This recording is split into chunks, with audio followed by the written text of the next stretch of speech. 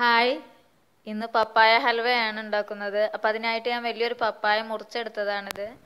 ഇത് ഞാൻ മിക്സിയുടെ ജാറിലേക്ക് ഇട്ട് കൊടുത്ത് നന്നായിട്ടൊന്ന് അരച്ചെടുക്കുകയാണ്. ഈ അരച്ചെടുത്തത് ഒരു 3 കപ്പുണ്ട്.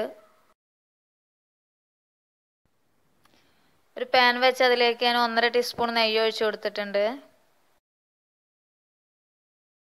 ഇനി ഇതിലേക്ക് തേങ്ങാക്കൊത്ത് വറുത്തെടുക്കാൻ വേണ്ടി ഇട്ട് കൊടുക്കുകയാണ്. ഇത് കളറ് മാറി വന്നിട്ടുണ്ട്. ഇതിനെ ഞാൻ വേറൊരു പാത്രത്തിലേക്ക് മാറ്റി കൊടുക്കുകയാണ്.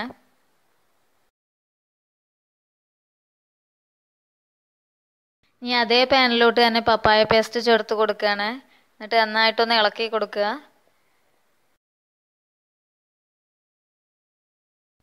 മധുരം ബാലൻസ് ചെയ്യാൻ വേണ്ടി ഞാൻ അല്പം ഉപ്പ് ചേർത്ത് കൊടുക്കുന്നുണ്ട്.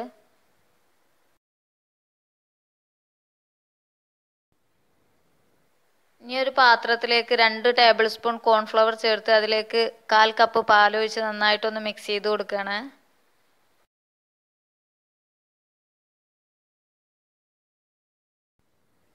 ഇനി ഇതിലേക്ക് 1 ടീസ്പൂൺ ഏലക്കാപ്പൊടി ചേർത്ത് കൊടുത്തിട്ടുണ്ട്. പിന്നെ കോൺഫ്ലവറും പാലും കൂടി മിക്സ് ചെയ്തതും ഇതിലേക്ക് ഒഴിച്ച് നന്നായിട്ട് ഇളക്കി കൊടുക്കുകയാണ്.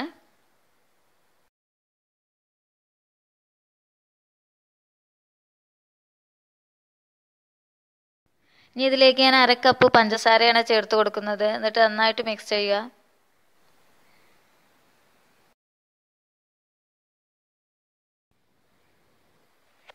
ഇതിലേക്ക് 1 ടീസ്പൂൺ നെയ്യും കൂടി ഞാൻ ചേർത്തിട്ടുണ്ട്. മീഡിയം ഫ്ലെയിമിലാണ് ഇട്ട് കൊടുത്തിട്ടുള്ളത്. ഇപ്പോൾ ഇത് തിക്കായി വരാൻ തുടങ്ങിയിട്ടുണ്ട്.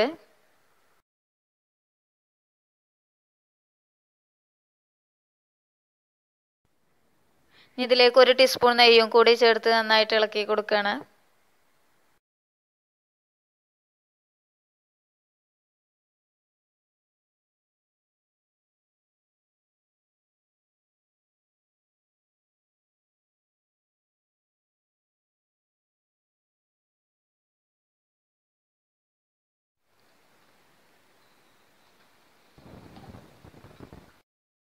ഇതിലേക്ക് 1 ടീസ്പൂൺ നെയ്യ് കൂടെ ചേർത്ത് നന്നായിട്ടൊന്ന് മിക്സ് ചെയ്ത് കൊടുക്കുന്നുണ്ട്.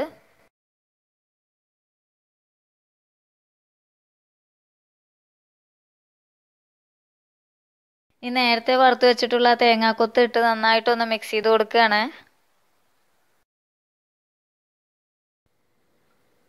ഇതിപ്പോൾ പാനിൽ നിന്നൊക്കെ വിട്ടു വന്നിട്ടുണ്ട്. ഇതാണ് ഇതിൻ്റെ പരുവം. ഇനി ഒരു പാത്രം എടുത്ത് അതിൽ നെയ്യ് തടവി കൊടുത്ത് അതിലേക്ക് ഒഴിച്ചു കൊടുക്കുകയാണ്.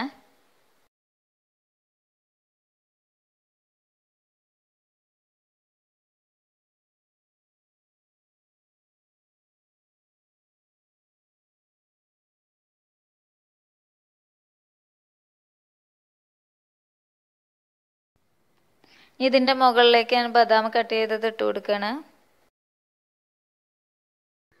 1 ടീസ്പൂണോട് ഇതിൻ്റെ മുകൾ ഭാഗം ഒന്ന് ശരിയാക്കി കൊടുക്കാം. ഇനി ഒരു 2 മണിക്കൂർ ഇത് തണുക്കാൻ വെക്കണം. അതിനുശേഷം ഇത് മുറിച്ചുപയോഗിക്കാം.